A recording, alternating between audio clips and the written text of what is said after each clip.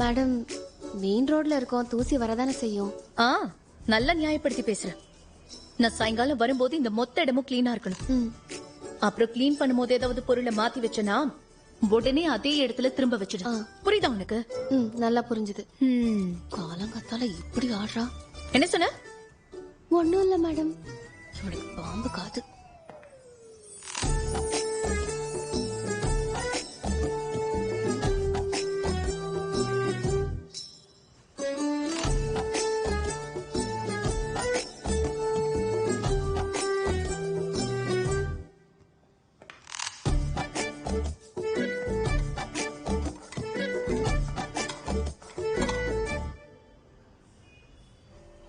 உங்க இஷ்டத்துக்கு எல்லாம் பண்ணுவீங்களா?